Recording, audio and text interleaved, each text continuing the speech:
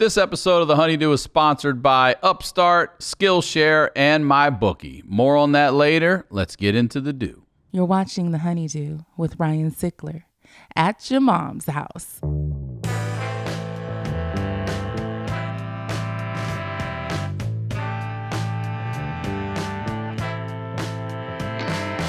Welcome back to the HoneyDEW, y'all. We're over here at Studio Jeans doing it at your mom's house. I'm Ryan Sickler. Ryan Sickler on all social media, ryansickler.com. Make sure you sign up for my email list on the website. If you have, like I've said, you'd already know I was headed out with Tom Segura in October back on the road. Go check my calendar out. You'll see all the dates. The website here, thehoneydewpodcast.com. That's where you go for everything HoneyDEW related, the merch, stories, all that stuff. Info for everything is there. And thank you. Every week I say thank you, and I'm going to continue to say thank you. Thank you for the support, the messages, the emails, the songs, the social media, the license plate frames, the artwork, the everything you guys send. Thank you. Thank you for the support. And thank you for supporting our sponsors. That's how we keep a free show free over here at Your Mom's House. Make sure you subscribe to the Your Mom's House YouTube page. That is huge. And always download and review the podcast. So now if you're new here, what we do over here is we highlight the low lights. We have a little fun in that darkness. And I always say these are the stories behind the storytellers. And today, our storyteller is the one and only Sam Tripoli, everybody. Sam Tripoli. Hey, everybody. Welcome to the HoneyDEW, Sam. It's good to be here. I love you with all my heart, Ryan. It's good to be here on the HoneyDEW. I remember when you were talking about getting it going, so it's good to see it like kicking a lot of ass. Yeah, and you've got a new podcast. Well, it's probably not new, but newer. Newer. Yeah. I mean, dog, That's like we fantastic. Started way back. You had long hair. I don't know how long ago. You had long hair. Oh, yeah, dude. I mean, we were just talking about like going out to, where were we? Where was there? The L.A. Cabaret. Dude, crazy in Encino. times. We started stand up back in the day when like our black comic friends had to go through separate entrances. That's how long we've been doing comedy. In the 90s. It was in the 90s, bro. It was in the 90s. Yeah, man, we've come a long way. But I remember you talking about doing the HoneyDEW, and I was really happy for you because I think it, you're a great podcast. I just think when we all started, whether it was, the Crab Feast, the Naughty Show, like we started like 8 years. We're coming up on the 8-year anniversary. You're how I met Gareth Reynolds. Yeah, exactly. Right? Yeah. And I mean, just think like that was prehistoric times of podcasting. Yeah. And now look like what we're, this beautiful place where these guys who I love so much have put together a wonderful empire. So it's pretty cool. So I had this one feed, and it was like it started with the Naughty Show, and that, after you've interviewed your 15th bisexual, biracial, midget porn star, you kind of go, I think I've heard all the stories. So, I've heard all the weird stuff to shove weird things. And so I said, we're done with that. And then, we had then I did a couple other podcasts, and the last podcast flamed out. And, kind of around then it was 2016, and the election was going on, and I just started seeing some stuff. And I was always into conspiracies. I've always loved it. To me, the first conspiracy ever is Santa Claus. That's the first one. Well, that is. Everybody's lying to you, and it takes like a Jew telling you that shit ain't real, right? Right. Yeah. So it's like that's kind of where it's at. And then Nadav's the kid who got beat up for telling everybody the truth. Yeah. For me, it was my next door neighbor's mom. She told you? Yeah, like 4. She's like, Santa isn't real. I'm like, you ruined this shit for me. Did you tell your parents that? No, dude, I knew snitches get stitches very early in my life. Well, they weren't getting shit from Santa. Dude, so. I've always wanted to wear a Santa suit, just take a shit on her fucking porch, set it on fire, be like, Santa's real, motherfucker, So I was always into that. And then I did the show, and one of my best friends is this cat named Eddie Bravo, and he's really into conspiracies, and we just kind of hit it off, and so the show just kind of grew, and people like Duncan Trussell, Doug Stanhope started doing the show, and it just kind of took off, and it's kind of crazy how big. What do you call it? It's called Tinfoil Hat with Sam Tripoli. Yes. I have that, and I have the old reliable that I love doing, which is Punch Drunk Sports with Jason Tebow, and whenever Ari can show up or wants to show up, or he's got enough minutes on his flip phone, you know what I'm saying? So the guy has a flip. He really Who has does. flip phones? Ari Shaffir, my dad, and drug dealers. That's it.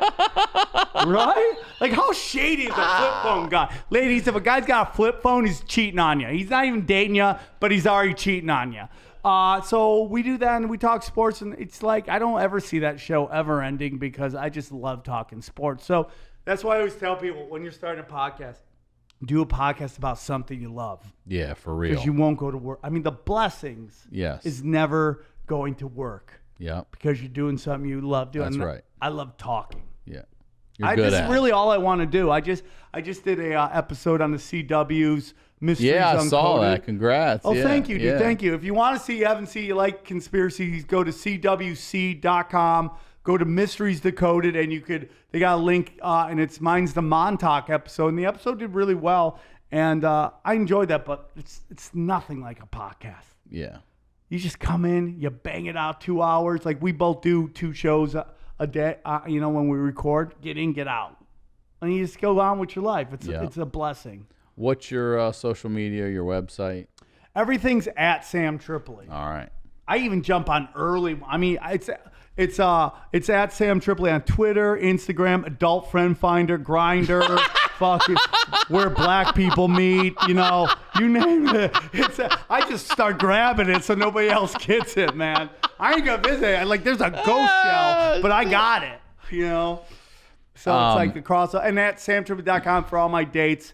I'm just telling you, man, I get people doing fucking my websites and they just disappear. I've had one woman, Vane Jane, who's did my Sam Tripoli. She's the only one who's ever knocked it out park.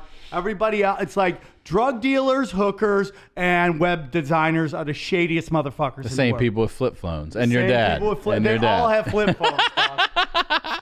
You need minutes. Well, I've been wanting to get you on here, and I'm stoked that you're here because I really want to hear some of your stories. I know you have an impeccable self-defense record in court on traffic tickets. Well, it is kind of crazy. I am 16-3 in traffic law. That's unbelievable, bro. But when I hear black people complaining about how bad the cops treat them, I've been pulled over 20 times. What? Because I'm a bad driver? Yeah, but the point is, I got pulled over a lot too. And I just go to court. And when I go to court, I go, fuck, man.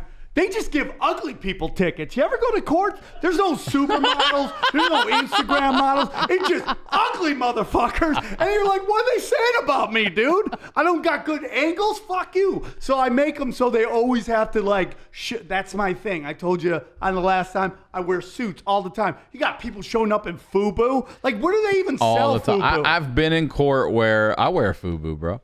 Do you wear FUBU? No. I got, last time I was in court, a judge scolded everyone for getting up in T-shirts with holes in them and flip-flops. And I was like, yeah. So thinking, I'm in a suit, he's going to let me go. He didn't give a fuck. Dude, I get there early and I listen to the suckers who actually get lawyers for traffic school. And you listen to the motions that they're doing, and I do all the motions. Motion for to dismiss, motion for continuance, motion to get a witness, and then nope, denied. So I told the story in the last one, but one of my greatest things is this: I always cross-examine the cop.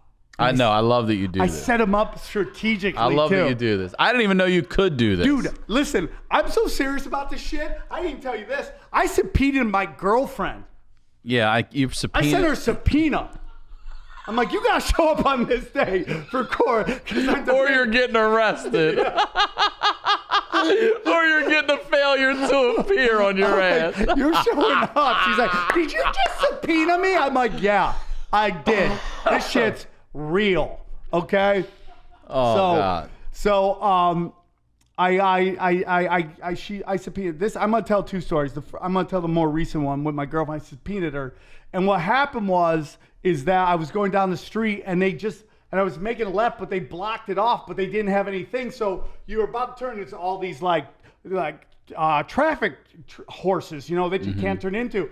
So then I'm like, oh fuck, answer. And then boom, traffic's coming at me. So I swerve and I'm stuck in the middle, and then I see this only entrance, and then I see a cop there, and I flip out, so I drive all the way down this middle lane, right? I go, dude, don't pull me over, don't pull me. I watch this dude do a 17-point turn. I'm not even lying to you when I tell you. Coming. Like, he's just like, I'm like, is he really doing that? He did it, dude. He pulls me over, right? And I'm like, dude, I mean, like, I had nowhere to go. He's like, I don't know about that. So he writes me a ticket. I go, I'll see you in court. You tell him? I always tell him, dude, this thing's going long. I play the long game, Yep, dog. you're going to miss your kid's fucking baseball game. I'll tell you that right now, bro. Buy birthday gifts now because you ain't going to be at the party. So the day shows up. I continue it. You always continue as far as you can continue it until they're like, you got to come in. And what happened was the cops used to not show up, but now because they need money, they make them show up. So you always sit there and you're looking for your cop. You're like, fuck, man, here he comes. He shows up. So I show up and I go up and I start to, we start the thing and, we start the cross-examination. I go up to the board and the board has the intersection. And I'm like, officer, how would you explain the traffic? Can we agree the traffic was moving east to west to east? And he's like, yes, I will agree with that. How would you say the traffic was moving through this intersection? Was it steady? Was it thick? He goes, it was steady. And I'm like, you're saying it's going this way all the way through. Okay. Your Honor, that's not true. And I call my girlfriend up and she says that intersection has been blocked up. And I just start grilling this dude, man. I'm grilling him. Dude, and it's like when a ref is getting paid to throw the fight, and the fighter who's supposed to win starts taking shots, and they're like, okay. He's like, okay, Miss Tripoli, you go sit down. I go, okay. I'm like, that's a weird thing. She makes me wait to the end of court. The judge. The judge makes me wait to the end of court because I just gotten that this dude was lying. Makes me go waits 2 hours to the end of court. This motherfucking cop is just waiting there to see what happens. And she goes, here's what's going to happen. You technically broke the law, but in the eyes of justice, I'm going to let you go. But I just got to let you know, you're basically an asshole. You have such a bad attitude. You have such a bad attitude. I want to find you guilty, but I can't right now. And so she let me go. So that was hilarious. That. I just won. So that was my last case. That was number 16 right there? That was number 16. Congrats on 16. I just ring the bell. I have to tell you, I don't know if I've told this story on here. I repeat a lot of stories, but I don't know if I've ever told this story anywhere. I had to go to jury duty. I got stuck. I pushed it as long as I could, then I got stuck. And I used to throw them in the trash. And then I got this fucking red notice in the mail, and I was like, oh, shit. And I took it. I'll never forget when I finally went in, that I handed it to the lady working. She goes, oh, you got one of these. And I was like, yeah, what's that mean? You're in trouble. She's like, you're getting on something. I was on a 5-week case. Oh, my 5-week God. drugs, weapons, everything. It was on 5 weeks. But what I didn't know is that you could do that in traffic court or anything. So you can get a jury? No. I didn't know you could cross-examine the cop. I didn't know that in traffic court. I thought it was just a simple matter. I didn't know you could do all that. So I learned that from you. So I get called to jury duty, and we walk in, and there's these gentlemen over here that you could tell are probably from a business. And then there's this homeless guy that definitely looks crazy.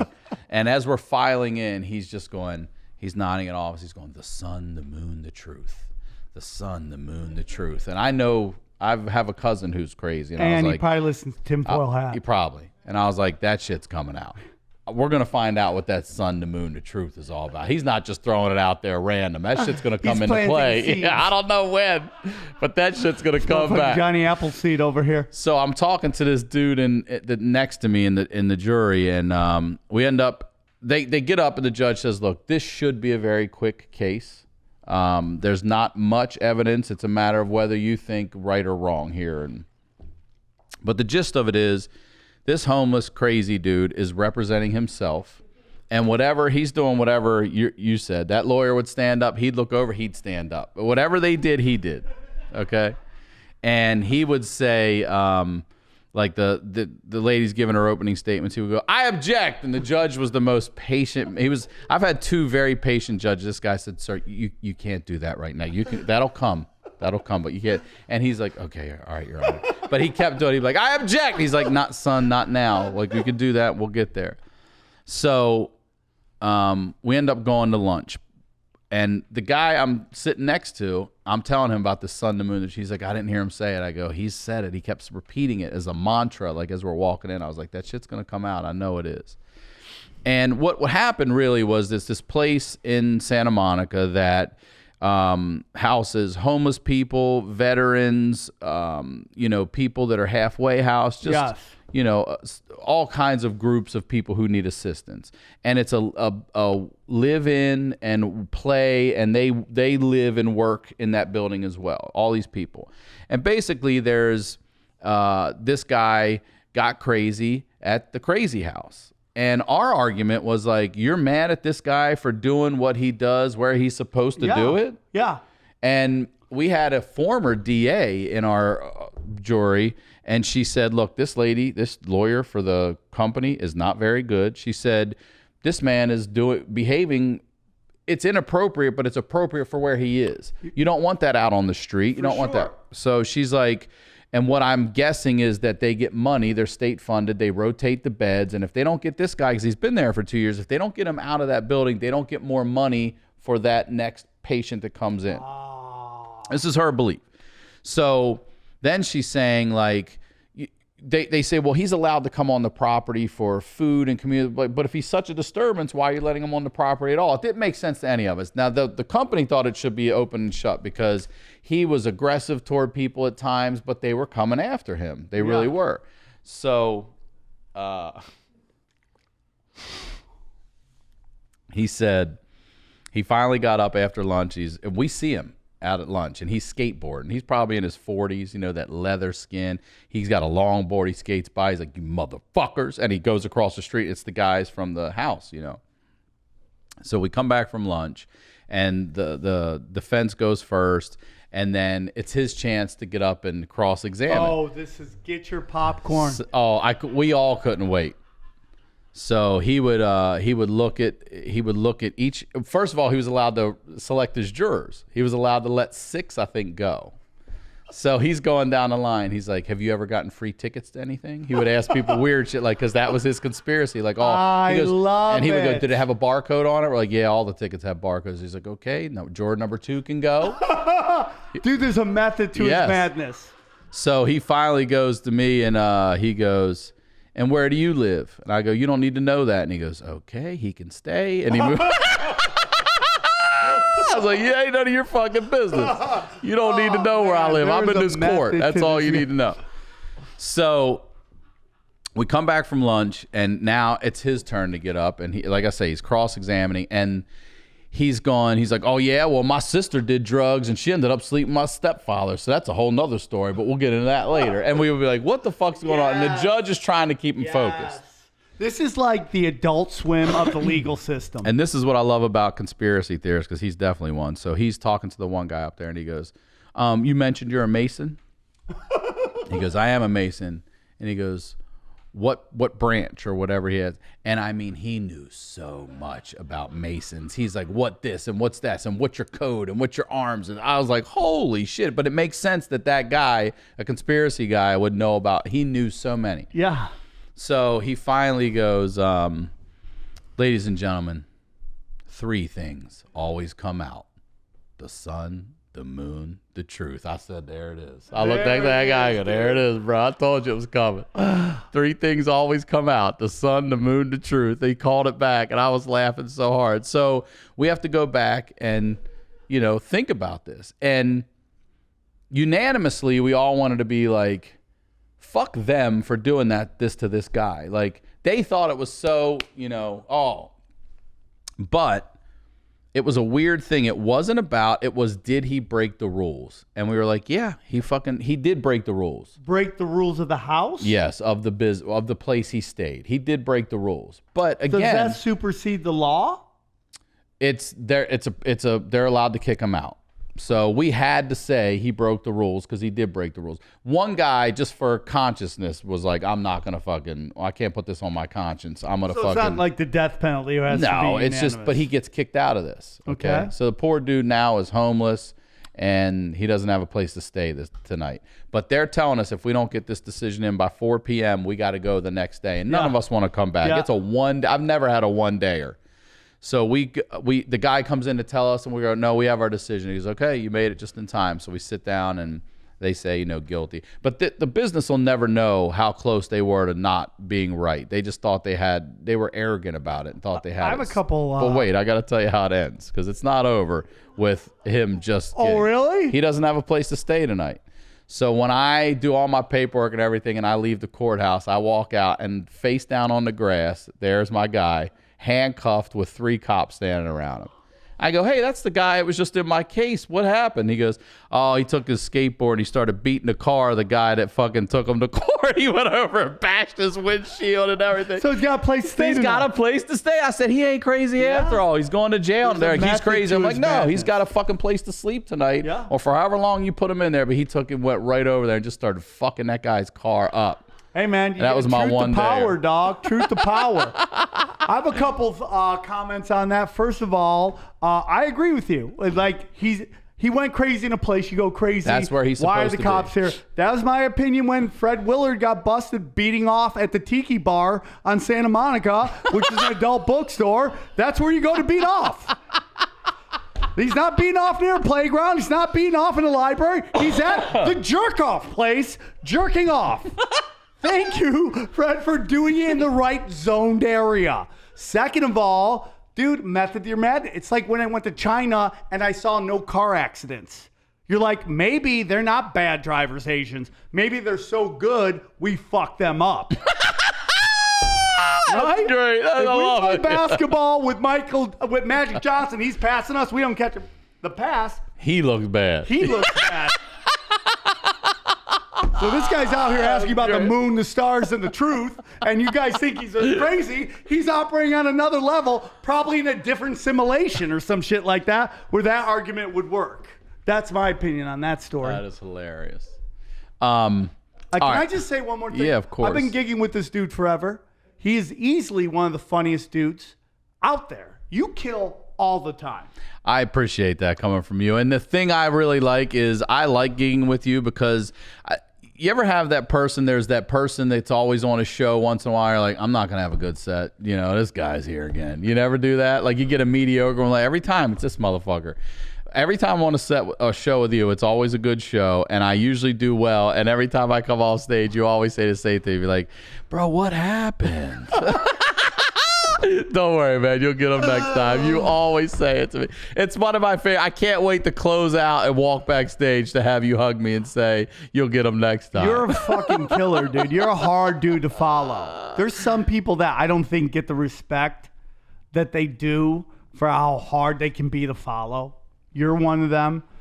Jackie Fabulous is one of them. You ever try to follow her? She's great. She's a murderer. Joey Diaz is hard to follow. Joey Diaz is known as being hard to follow. Yeah. Like, dude, that's what we call that in education. It makes you so much stronger when you follow Joey and do good. Yeah. I think the most underrated comic that I know is Tony Rock. I think like as much as that guy has, he's still so the dude is a wordsmith, man. And there's just like, even though he's got a million things going on. And by the way, I just want to say your teleprompter reading was amazing. You should give classes to Sebastian Maniscalco for when he did the VMAs. He was like in the middle of his act, and you see him just like raccoonize these fucking. Well, it took me 4 months, so I appreciate it. I love Sebastian. It was good. I was just busting his balls. I actually gave you a compliment on your stand-up because I wanted to lead back to. You can see my special at samtripoli.com. Both of them. I shot at the Viper Room. I shot my and I broke it in two because nobody has attention spans anymore.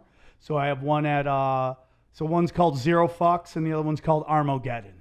Both from the Viper Room? Both from the Viper Room. You just go to samtripoli.com. You can watch them for free. That's great. But you are one of my favorites. We did Vegas together. Yeah, dude. That was fun. I love it. I love gigging with you. I'll do it again. Fun. Like, I'm just all about, like, that's why I'm so glad this podcast is hitting for you.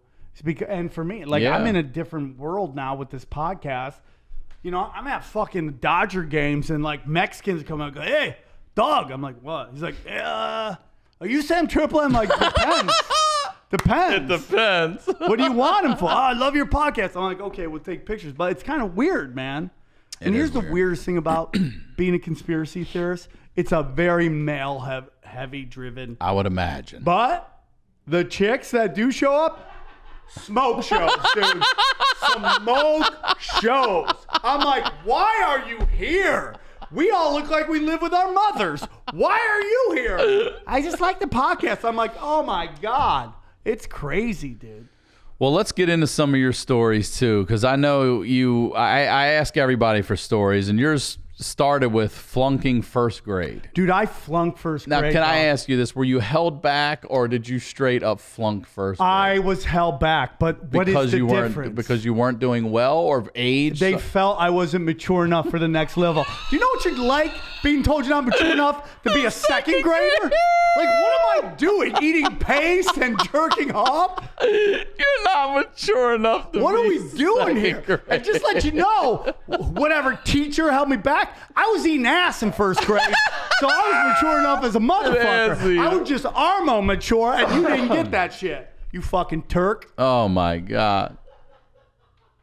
Dude, I ate ass in first grade. Teresa Gleason, the Gleason sisters, were fucking sexual predators. They were my age, and they were just fucking, we were just getting weird, dog. And I got held back in first grade, and it was very traumatizing. Yeah, what happened? Do you remember being talked to about Never. it? Or I don't. you just went back to the same They're class? like, yeah, and you're everything? doing it again. And my dad was pissed. That you had to do it? Oh, yeah. My dad was like, fuck, man, what are we doing to this kid? My mom's like, they think he should do another year. Of course, my mom won. It's very interesting as you get older, how you start understanding your father a little bit more. Yeah. You're like, man, I love mom. But women are crazy. And when your dad's like, your mother, I love her, but she's a little... Whatever, Dad. That's mom. I love her. Now you're like, I get it, Dad. I fucking get it. It's the long game. When you're a parent, you got to wait 30 years or so before you get that kind of acknowledgement and awareness. Yeah, be like, okay. They Dad. start having kids, you be like, oh, now you see. All right, my all right. dad's always been like my mom. Just like women love shady dudes. I do a joke about how women love gutter dick. You know what I'm saying? They love gutter dick. The fucking deeper in the gutter, the more they love it. And then they wonder around, go, why isn't the world working out? It's like, because you fuck gutter people, okay? And my mom's the same thing. I love my father with all my heart, but he was a thug from Pine Avenue in Niagara Falls, which was a shady area of town. My grandfather was like a cop. So both your parents from Niagara Falls, yes. Upstate New York? Yep. Well, Western New York, which is Buffalo area. Gotcha. So my dad and my mom, they got married. My mother had two little thug kids, two little knuckleheads, me and my brother. And we grew up to be knuckleheads. And she's like, why did this happen to me? Well, because you dated gutter dick, Mom. That's why. And so we were always really crazy. And like I was held back in first grade. I remember watching my friends go to second. I was like, what is? And you're in the same school, like elementary school. The next class is right there. But the only thing that was funny about it is like I didn't get one word wrong on the spelling because I had all the old exams, and I just was like, not because you knew it, because you cheated. I didn't get one. Not because you learned it the first time. I know this one. I remember that one. I got Mississippi in the first grade. Yeah, dude, cheating out the gate. That lazy ass teacher didn't even bother updating the fucking quizzes. You know, as a conspiracy theorist, so good. I realized like I love teachers. My parents were both teachers. I have none but love for teachers. Wait, your parents are teachers? And they were. And agreed to let you repeat? Yeah. Wow. I wouldn't think. So that lets you know I was really retarded, right?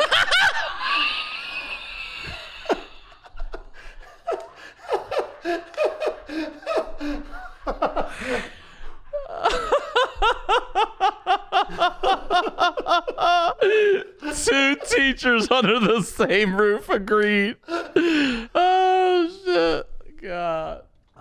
Let's take a quick break to tell you about our first sponsor, Upstart. As most of us have found out the hard way, getting into debt is really easy and getting out is hard, especially if your credit score isn't great. Thankfully now, there's Upstart.com, the revolutionary lending platform that knows you're more than just your credit score and offers smarter interest rates to help you pay off high interest credit card debt. I've said it before, college was the biggest mistake. I got the credit card, started living off of it, paying rent, paying this, paying that. Next thing you know, 40 grand in debt, your credit score is a mess.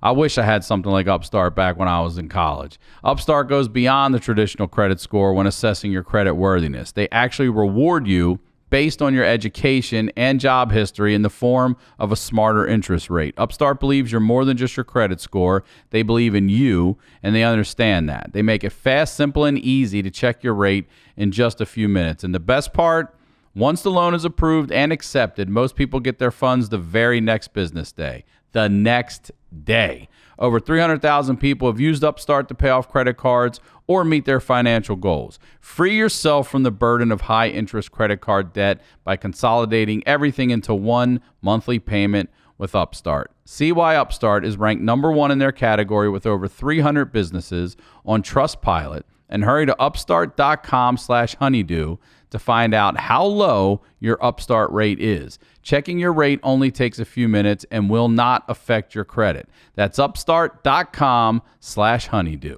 Our next sponsor is Skillshare. Skillshare is an online learning community with thousands of classes covering dozens of creative and entrepreneurial skills.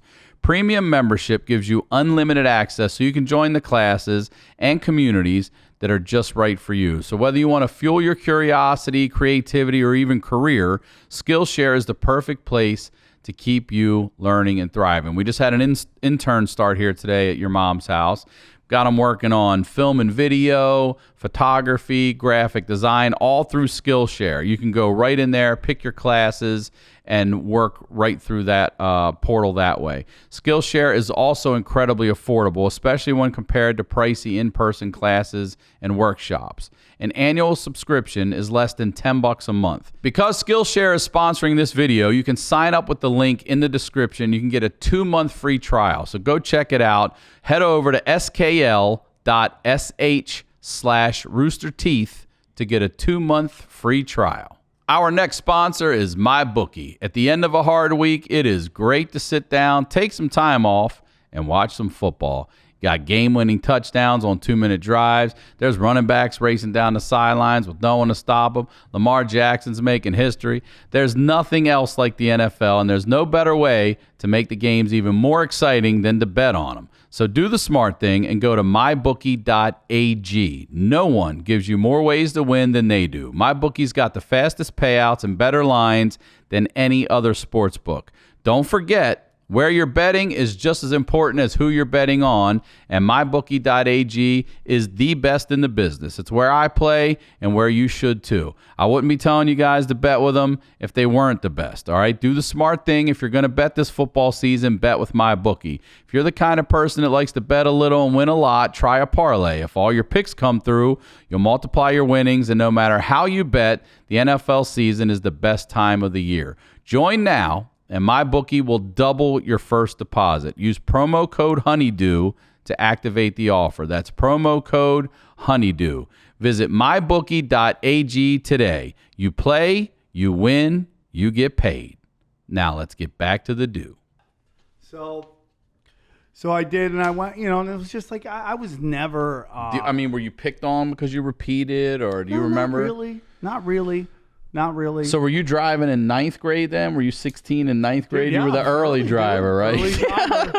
Driving this Oldsmobile that I bought. My parents bought my brother a brand, not a vintage like Mustang. I had to buy my own car. Was he older or younger? My brother's, He's the baby? Younger than me. Oh, the baby got all this. And my brother is, we'll get into, I lived in my brother's shadow. My brother was the #1 high school bowler, and number one golfer. First of all, you guys had a bowl. I know we had a golfing team, but I didn't know it till a friend of mine's like, I'm on the golfing team. Like, we have that, but and Maryland, the state sport, well, it used to be jousting. Then it was duck pin bowling. And a lot of people don't know duck pin. What's it now? Mugging lacrosse, people? I think it's that's only one area of the state.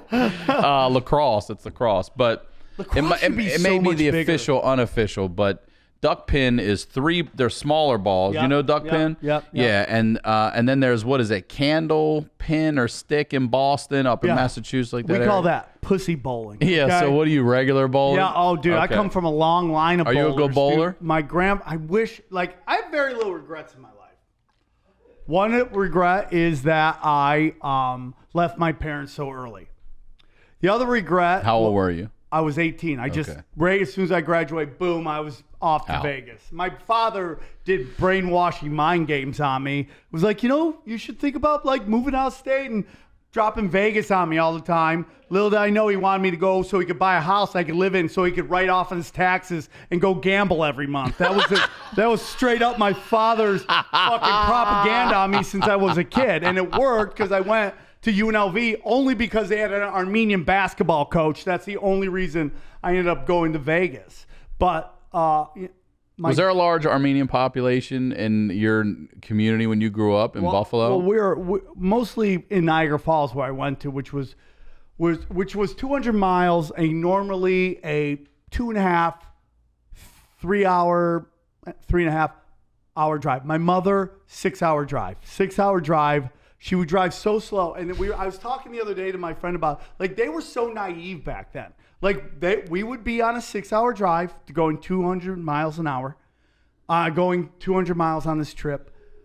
They would throw a 6-pack of soda in the back for me and my brother, which is the equivalent of throwing an 8-ball in the back. Yeah, a child's 8-ball. That's a kid's 8-ball. I do a joke about when you go to a kid's Christmas parade, it's like they're Burning Man, right? Yeah. And they just fucking eat sugar. That's their DMT. Well, back in the day, they would throw us a 6-pack and we would pound it. And then by the end, I was just fucking bleeding the fuck. We would make up new belts for my brother to have. You're the WEC champion. And that just beat the fuck out of him. New ECT champion. Every week, dude getting a new fucking belt. I was like, Macho Man. And my brother was like, Joe. When they had those fights. So I would just beat my brother. This is how crazy my parents are. They convinced us, because they wanted to spend Christmas in Niagara Falls, that Santa came a day early just for us. That this dude who's just going all over the planet decided redoing his whole schedule for you guys. And we're like, fuck, man, Santa's a good dude. Until fucking next door neighbor, bitch, tells me at 4 I'm being lied to by everybody I love. Right? You bitch.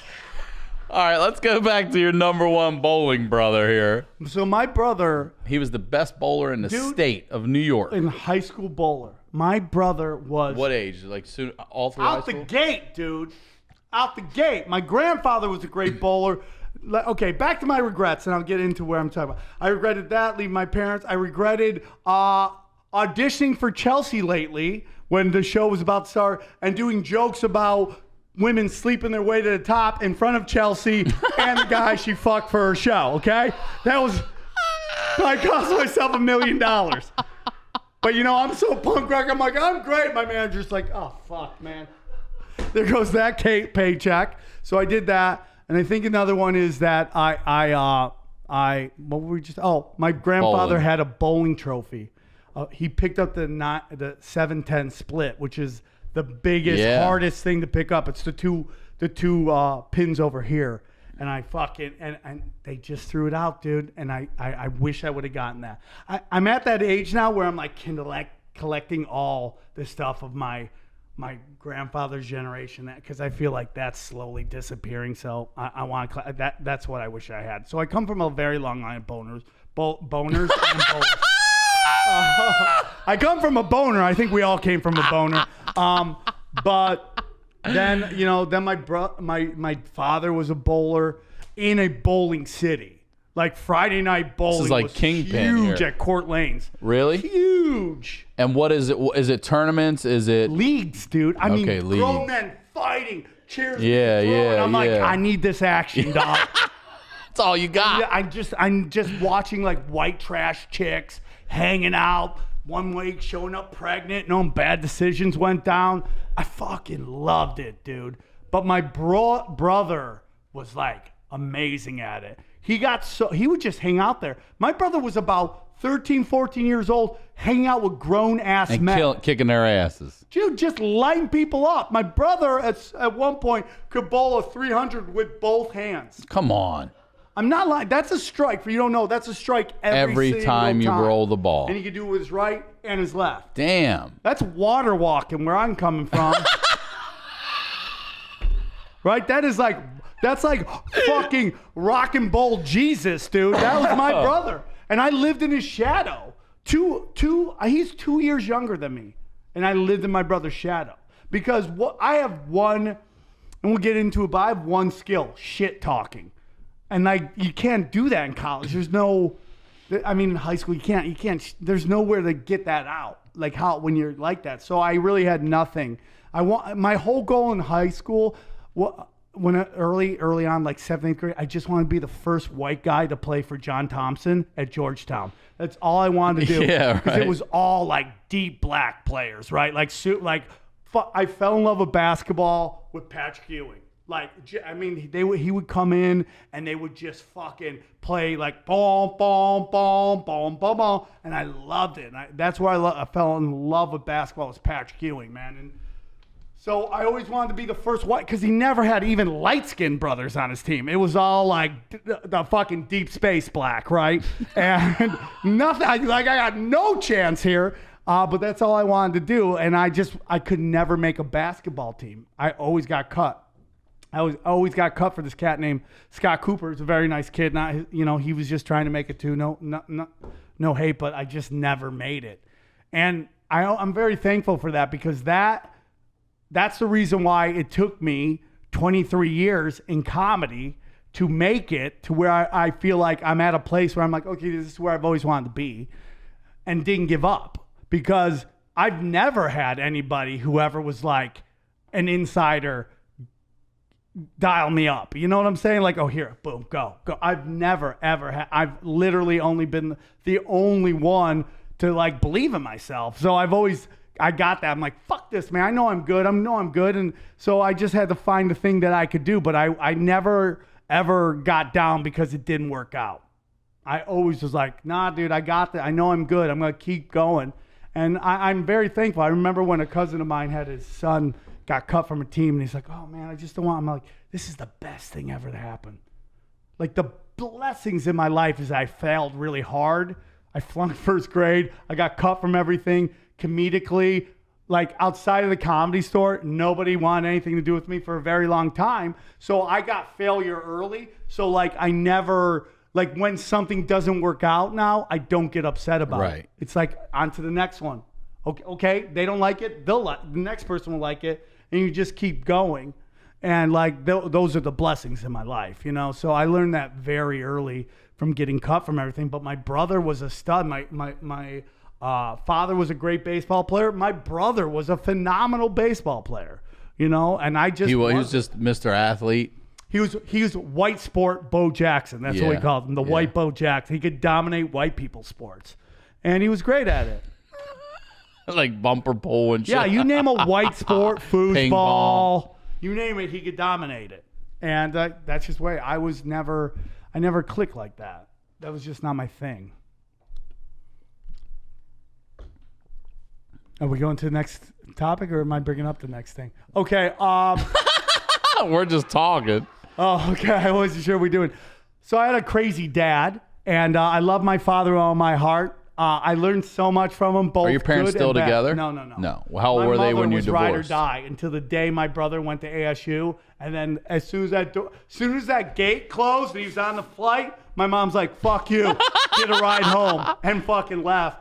And they broke up. Listen, my brother. So at your 18. How you 4 years different? You said how many? Yeah, years? we're about 2.5. 2. So 20. You're 20 when your parents divorced. Yeah. Officially divorced. Yeah. But it's not great, or it was just whatever at the time.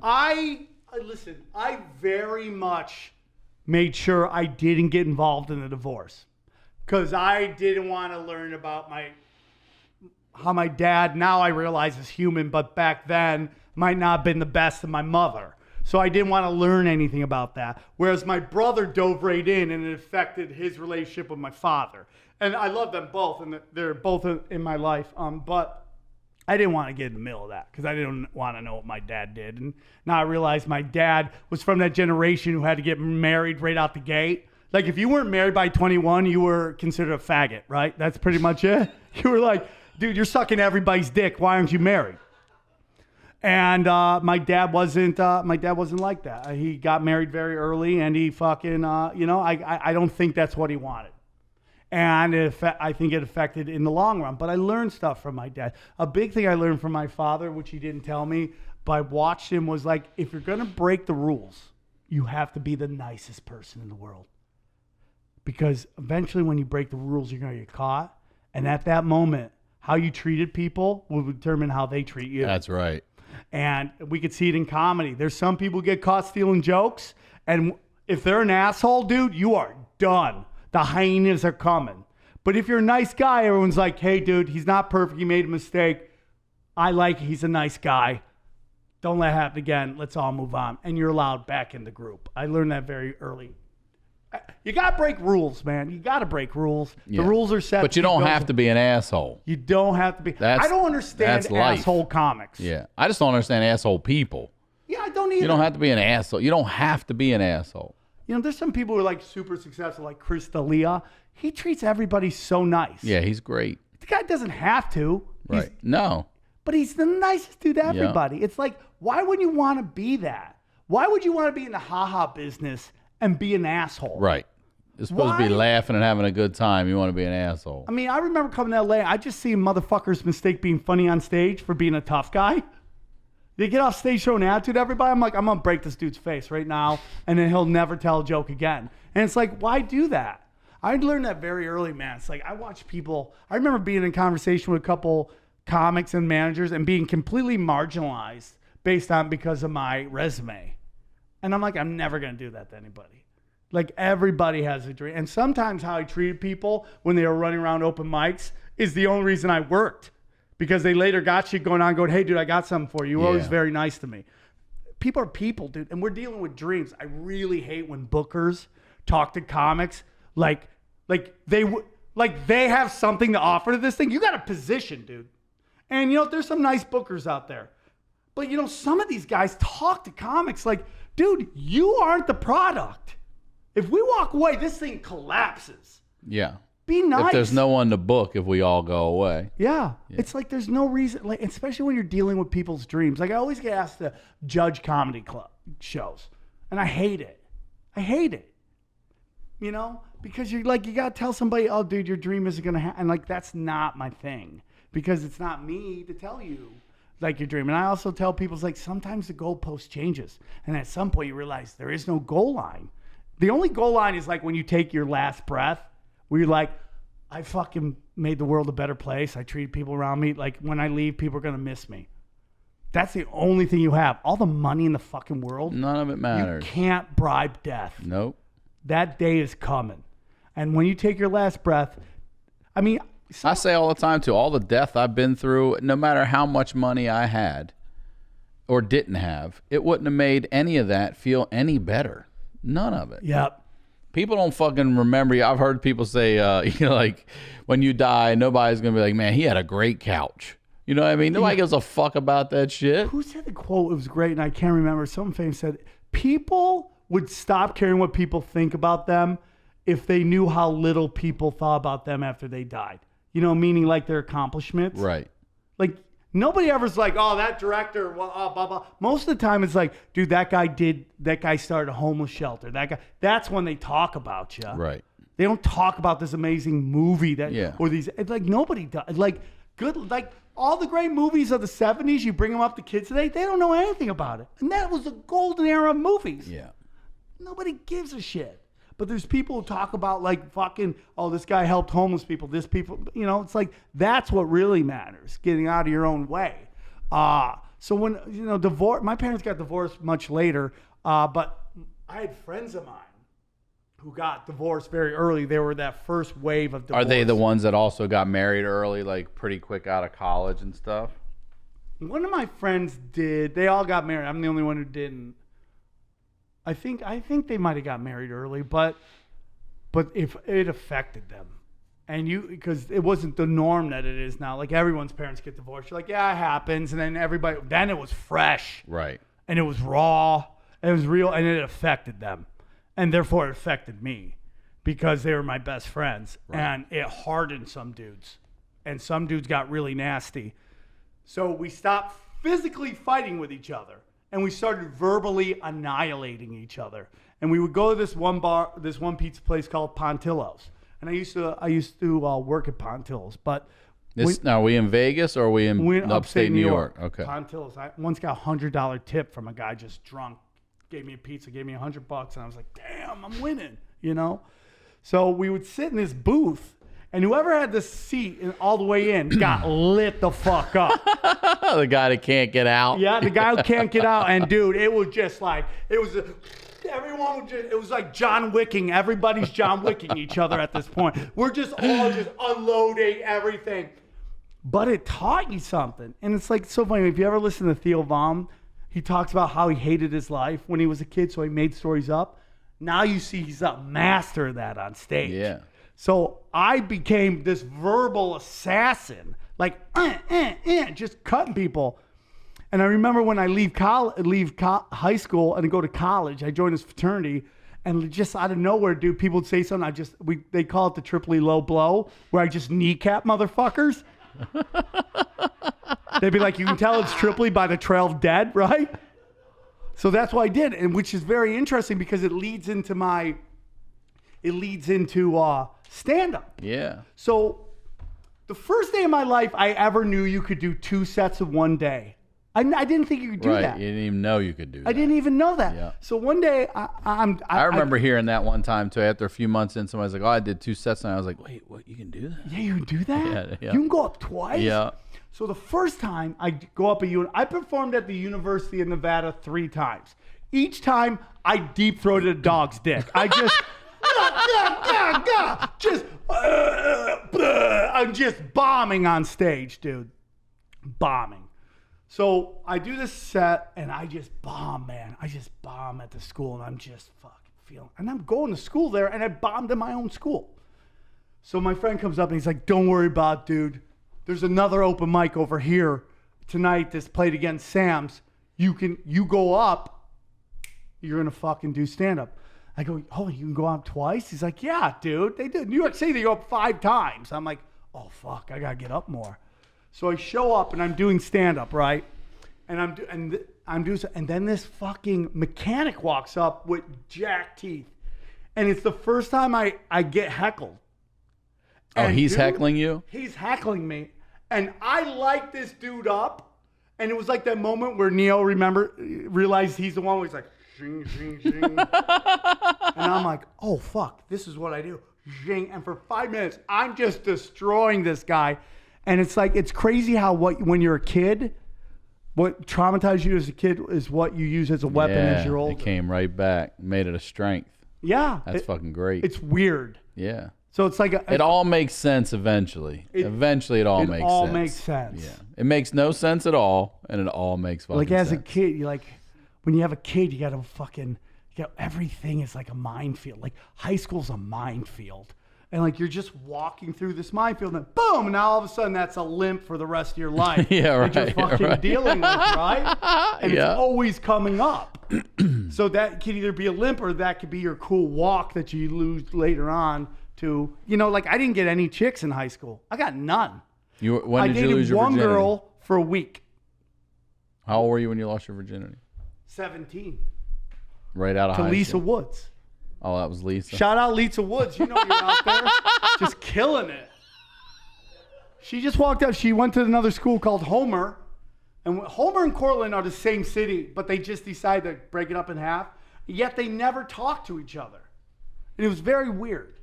But Lisa Wood, she would come around, and just one night she goes, hey, we're fucking. And I go, Whoa. what? I'm like, I'm in.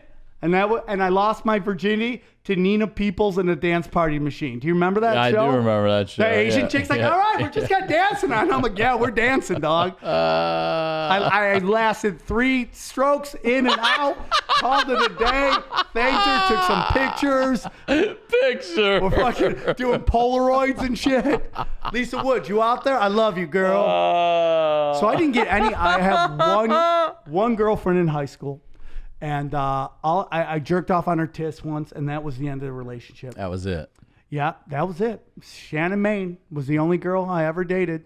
Did you go to proms or homecomings or any of that? Oh, God, dude. I do a joke about it, man. I do a joke about how, like, everybody, it's on my new special. You can see it at samtripoli.com.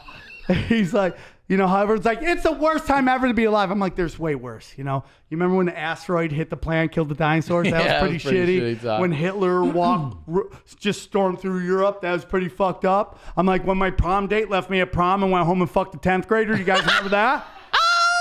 Because I do. Janice Maroney. Huh? Leave me high and dry. Janice. Wait, that really happened? His name was Jason something at the time. Went home and fucked him, leaving me high and dry. Jason and Janice, man. Jason and Janice. Wait, so she's your date to what, senior prom? Yep. All right, and you're what, 21 at the time? I'm like Zion Williams, 19, yeah, right. So senior prom, at what point does she leave? The dance? She just bounces after? We go to dance. Yeah, she basically leaves at the dance. What, boyfriend wasn't at the prom? No. But why are you taking a girl that has a boyfriend? Because I asked her, and then she tried to get me to go. So I'm like, no, dude. Like, between you and me, I'm like, you're the chick who puts out. I want to take you. And then it just didn't happen. She did. She put out, but not for you. Out for somebody. At least she could let me watch. I'll watch. Anybody want to fuck in front of me? I'll watch. I mean, I'm gonna give some notes. Maybe run some plays. Hand you a playbook. Ring the doorbell. But that's kind of how it went. Now, when I went to college, it was on. You know why? Because funny isn't attractive in high school. Girls don't appreciate a sense of humor. I literally got called by my good friend Corey Spada. I remember her going, listen, if I didn't know you, I would think you're retarded. And I'm like, she said that. Yeah. I'm like, what? She's like, you're the biggest. It's first grade all over again, guys. I'm like, here we go again on my own. Going down the only road I've ever known. Oh shit. Yeah. So my prom date went home and banged a 10th. And the worst part about 10th grader. A 10th. She couldn't even fuck 11th grader, man. She had to go 10th grade. And I was supposed to. The weekend of the prom, I was supposed to have my black belt. My brown belt test in JKD, Jeet Kune Do, which is Bruce Lee. Bruce Lee. Is it Jeet Kune Do? Jeet Kune Do. Yeah, as I say it What wrong. is it? I thought it was JeetUne Do. Jeet Kune Do. It's been so long. But I was supposed to get my brown belt. Yeah. And I didn't because I wanted to bang Janice Maroney. And now she only bangs black guys. So I had never had a shot. And you were going for a brown belt, right? You should have been going for that black belt. Yeah. Yeah, man. That's how it is.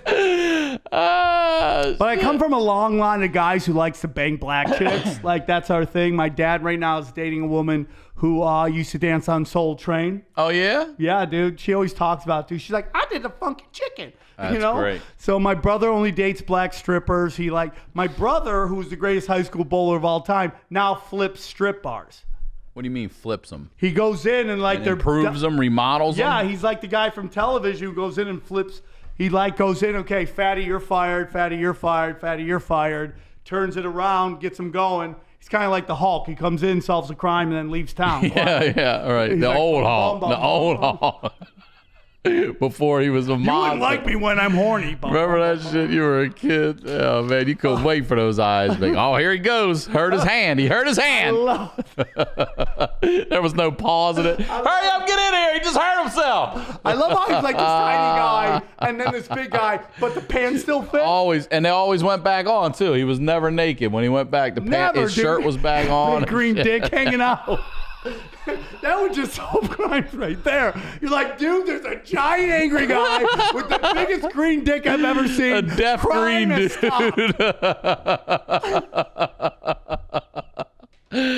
Oh shit.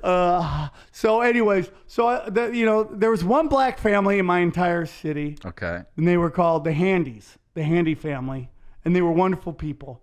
But the first black chick I ever fell in love with was Francine Handy. She was gorgeous. How old were you? Gorgeous. I was like 13. This is like me. It was 6th grade. I loved my her. first kiss, not a French kiss. My first kiss was a black girl, and that was just Tasha. Black girls gotta give white guys more shots. I was done. I was hooked. Once you go white ladies, Sprung. your credit gets right. You know what I'm saying?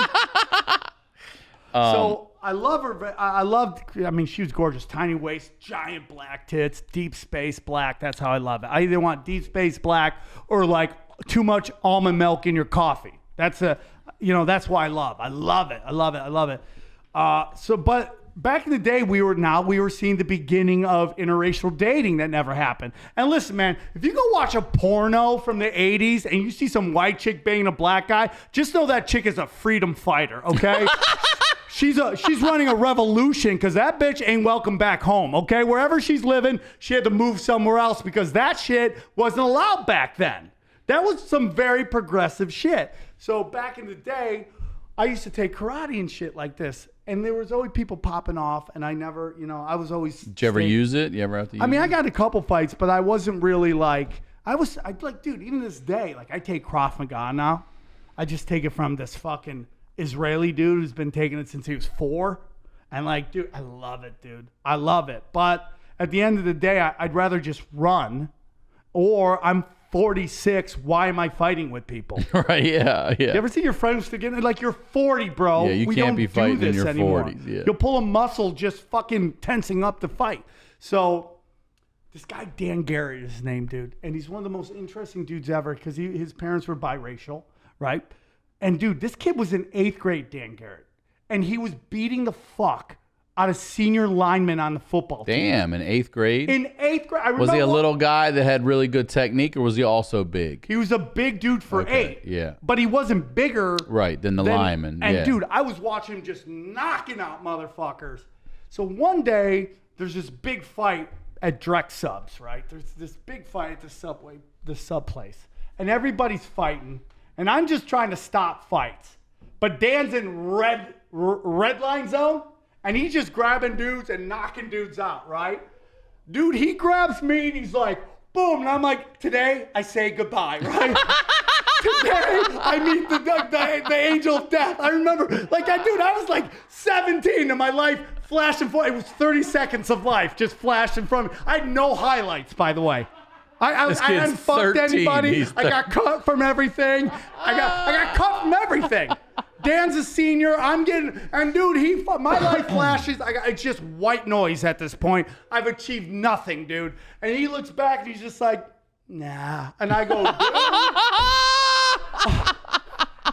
dude. Dan Garrett just fucking let me live. He sacrificed He you. just like threw me back. Like, oh, this fish is too small. So him and his wife, Trisha Brown, a good friend of mine, she just lost her dad, so condolences. Very nice man. They've been together since they were in 8th grade. Wow. 8th grade. Don't you wish you could have figured out something like that? Nope. Not at all. I love the flavor, the rainbow. You know, at some point you settle down, but you got to be ready to settle down. Yeah, you definitely have to be. So to each their own. I know people got married. They got married very early. They're super happy. I know people who not married.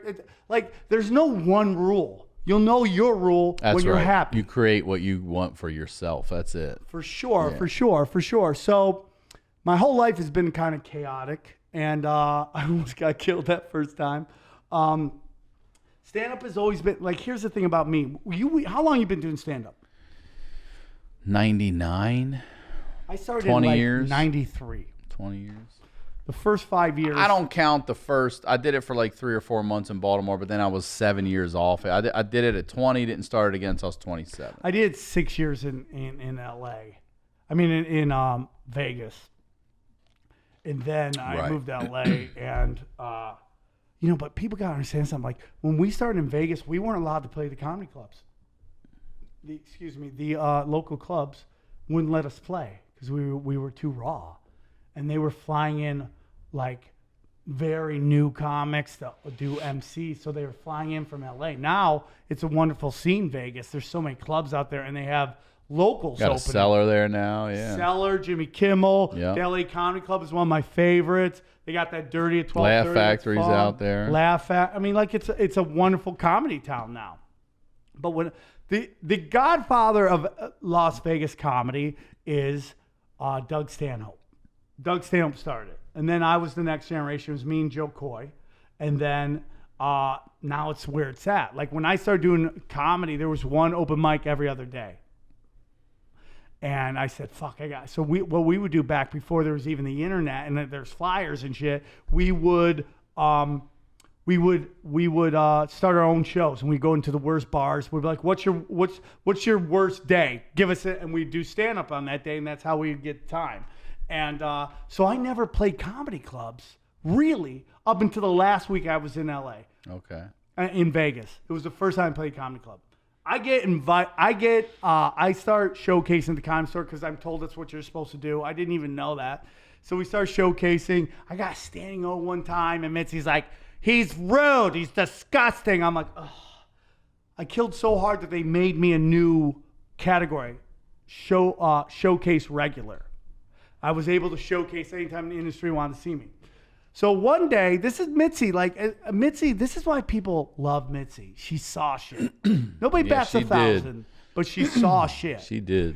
And she knew that. She goes, there's going to be a time where Middle Easterns are going to need a voice. And she put together the Arabian Nights show. Now, Maz Jobrani, who's a G amongst Gs. Yeah. Duncan Trussell is the booker. Maz Jobrani is a regular. He's been picked up. He calls me up. He's like, Trips, I think I can get you in. She wants to do a Middle Eastern night. You're Middle Eastern? I'm like, I'm Armenian. He's like, same thing. I'm like, not really. It is to these people. He's like, fuck it, dude. You want in or not? I'm like, I got in. So he goes, Duncan wants you to call him. I'm like, what's up, dog? He's like, hey, Trips, I think I can get you in. I'm like, what's up? He goes, okay, she's doing an Armenian. She's doing a Middle Eastern night. You're Armenian. It's the same thing, right? I'm like, not really. But he's like, okay, here's what she wants. And she gives me the formula at the time, which was one joke about your ethnic group, one joke about one of your parents, and then your favorite bit. Well, this was back when Joey Diaz was showcasing. Mm-hmm. And Joey was running the open mic, and one day I got off. He's like, Tripoli, I love that bit about Asians on ecstasy. It's so fucking funny. And it was about how Asians are so smart. Their visuals are better than everybody else's, right? Like we're all on 8-bit, right? And they're doing like Dolby Digital sound and shit. So I'm like, okay, I go up there, I do boom, boom, boom. Well, at the time, when you showcase for Mitzi, you would always worry about your showcase getting hijacked. So I look out and there's Paul Mooney talking to her. And I thought Paul Mooney hated me. But it turns out he sat there and he told her, Mitzi, this kid's really funny. He needs to be in at the Comedy Store. So I get off stage and you always have to go kiss the ring. And I'm like, hey, Mitzi, thank you so much for your showcase. She's like, oh my God, you're so funny. Are you Syrian? And I go, to this day, I don't know. To that, I'm going to be honest, I didn't know what a Syrian was. I'm from upstate New York. I flunked first grade, okay? Yeah, right. Yeah, I don't know what a Syrian is, but I'm like, yeah, I'm Syrian. I'm totally love being Syrian, love Syrian food. I love my Syrian grandmother, her little babushka, She's like, okay, you're great. I want you to showcase in the main room. And Jay Davis, who had this amazing show that I don't feel like enough people know about, which was Dublin's, he was dominated. Mm-hmm. They decided to start giving him his own shows. So I showcased. Now, this is how cool Maz Jobrani is. Maz wants to get me, Ahmed, Aaron Cater in, but he's going to try to slip in Brett Ernst too, because Brett wasn't a regular either. So it's time for Maz to go up. He hides. They're like, we can't find Brett, but we got this really funny guy. Wow. Can we show you Brett? That's how he did it? Brett fucking showcases Aaron Cater, Ahmed, Brett Ernst, and myself all get picked up on the same night. We're made regulars. That's fucking awesome. That's Maz Jobrani. That's awesome. So I proceed comedy. I just get picked up. The Laugh Factory's the first club to pick me up. The Comedy Store is the last club to pick me up, but I'm in at the store. And I go to Montreal. I bomb spectacularly at Montreal. I follow Corey Holcomb, who at the time was a 20-year vet. Yeah. And how old is this guy? And a killer. Like 95? Yeah, and a killer. Yeah. So I'm finding 95-year-old Corey. He crushes. I go last because I did this showcase, and I tapped into something I own now, but I didn't get that. It's kind of like when Superman learns to fly for the first time, and he can't do it again. But I tapped into something, and I crushed. So they wanted me to close out the show. I've never even done comedy clubs hardly at that point. I'm just a street kid. I bomb spectacularly. I'm a dead man walking in Hollywood. I mean, I'm dead. I'm radioactive. The only person to ever show me love was Mitzi Shore. She's the only person. Even the first time I got my first spot, I'm one of two people to ever get their first regular spot be a main room spot for Mitzi Shore. It's Roseanne Barr and myself. Wow. So obviously she knew we were conspiracy theorists. Okay?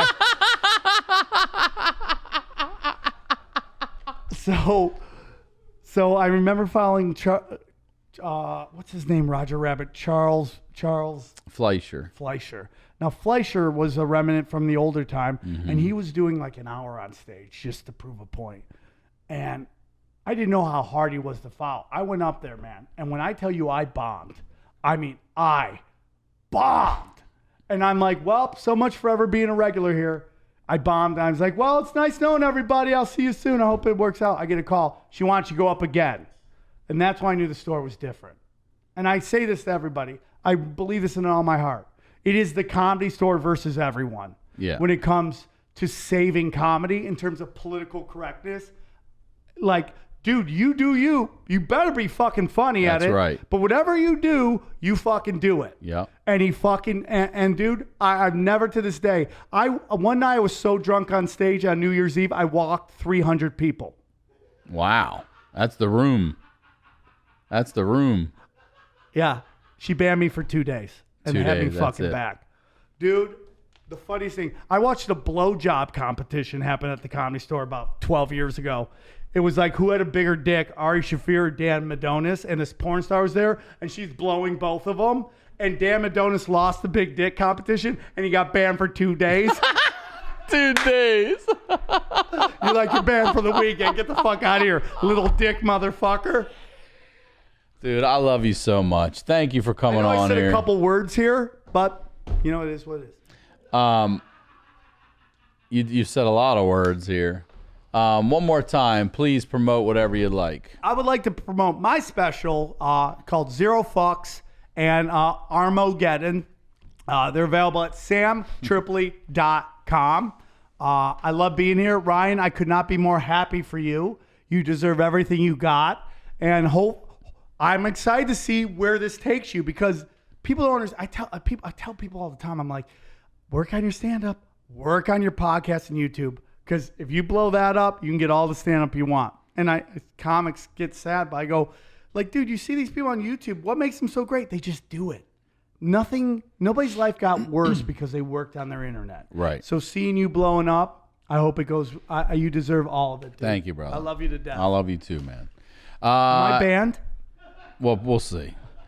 But you're gonna repeat this episode like you repeated the first fucking grade. We'll have you come back, brother. I'm Ryan Sickler on all social media, ryansickler.com. We'll talk to y'all next week.